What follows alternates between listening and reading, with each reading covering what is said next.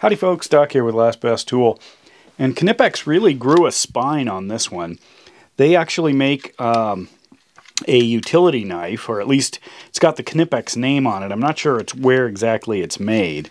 But this particular thing is the Knipex Cutter. It's an 18mm snap blade utility knife, but it has a few extra features up its sleeve. I have a handful of different utility knives. This one was by far the most expensive. In fact, it was probably more than twice as expensive as any other knife I've got here. From Fiskars to Fat Max to Olfa to Milwaukee. This is a snap blade one. It uses these longer blades that are designed to break off. So that's good and bad. A lot of people, myself included, though, would use these at their full length, because having a razor blade this long and a controllable handle is actually quite a nice thing. But when you're using something like that, there's a lot of blade flex there. And what do we use them for? Well, like if you've ever cut out the insides of, foam containers, like this Pelican box here. This one's got some of the breakaway foam, but oftentimes I'm using something like this to cut deep. And when you do that, another example here would be like if I had a big foam block. When I do that, this often flexes, which gives you a uneven cut or a slanted cut. Well, what Knipex did is they've got the same blade situation here, but they also have this mechanism where there is another lever that slides out a spine, and that spine actually holds the blade fairly rigid.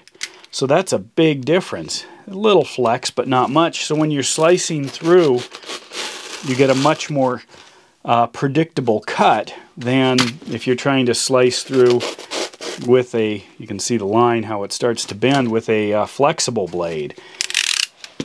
So the Knipex actually works really well for that. And you can select how much of this you want out, even to the point of extending it beyond, almost as a guard or an edge, so you don't drive the point into it. So it could be used that way. And another feature that has never been possible with one of these is you can actually, let's say I want to make a smaller blade there, I can align this, and I can use this now as a place for thumb pressure without worrying about cutting my my finger or my thumb. So that's a benefit. This is a magnesium housing rather than the plastic or plastic and rubber. This Fat Max, by the way, has got a lot of grippy surfaces. I wish they'd put the rubber down there, because that's actually a slippery spot. Many of them have locking mechanisms. I think those get in the way. Olfa's, it fits really nice. It's got the rubbery part on both sides. Nice lightweight knife. Dewalt's, this one is awful. I mean, it is the most industrial. It's just like metal on metal, straight. It's one of the ugliest I think I've ever seen. Fiskars, over-engineered, of course, very nice. It's got a locking wheel, but that's so melted in terms of its features that it's slippery and a little hard to use. It does have a blade snapper. Most of these, when you put the blade in here, when it dulls out, you want to be able to snap it off. And some of them come with some sort of a snapping tool, built in. A lot of them pop out in the back, a way to do it. But the Knipex does not. So if you want to snap off a blade, you want to grab some pliers, wear eye protection, and then just simply grab it ahead of the line, and it just pops right off. There are some rules, I guess, in different companies. I'd love to hear about it in the comments, because I know people have very specific rules about how they're supposed to use these kinds of knives, and some people have said they aren't even allowed to use anything except one of the self-retracting, so I'd like to know. But anyway, by the way, these are great. The more I use them, more I like them. Anyway, what else is going on with this thing? Well, in the back, there are 2 extra blades. Now, earlier versions of these, according to like Millis Construction, some others used a Japanese blade, but if I hold this up, this is a Lutz, and Lutz is actually a German company. So they've partnered up recently in order to get, I guess, German blades and a German knife, although I'm not sure where for sure it's made. It says Knipex quality on the package. I couldn't find any particular location. But what we got here, 2 extra blades in kind of a flimsy plastic holder. I'm not sure how long that's going to last. And normally, you know, higher performance tools, you're thinking, well, the performance is more important than its maybe heirloom quality. But, you know, we all have these Stanleys probably floating around that are just ancient. And, you know, they just keep going.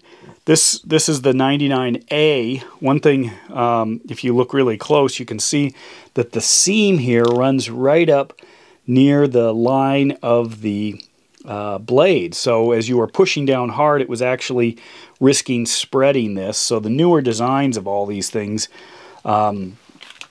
have created a more reinforced area up at the front. So that's one of the things to keep in mind when you're playing with utility knives. The Knipex, it does line right up, which is sort of interesting. You can see as this comes out.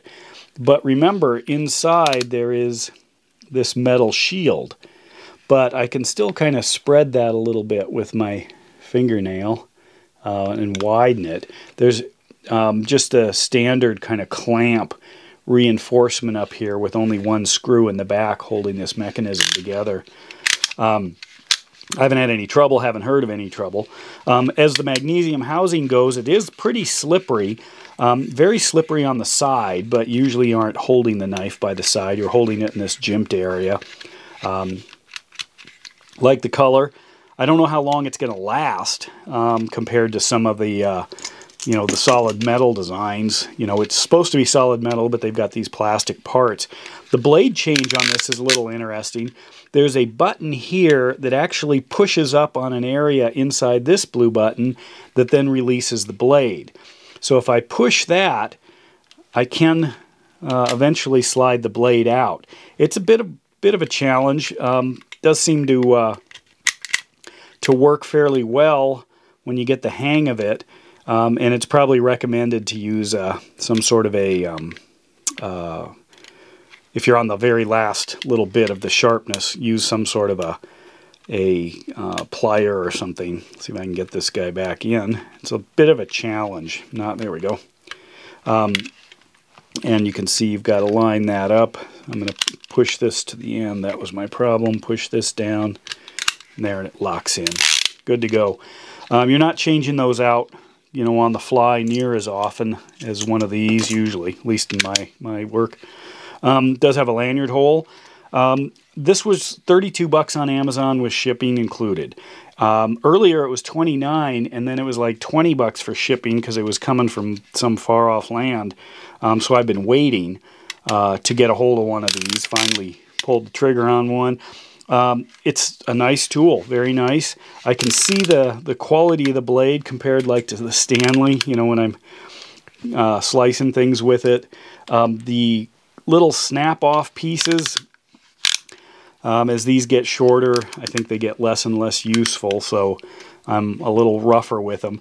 And that's why this, you know, being able to kind of mimic a utility knife, to me, is important.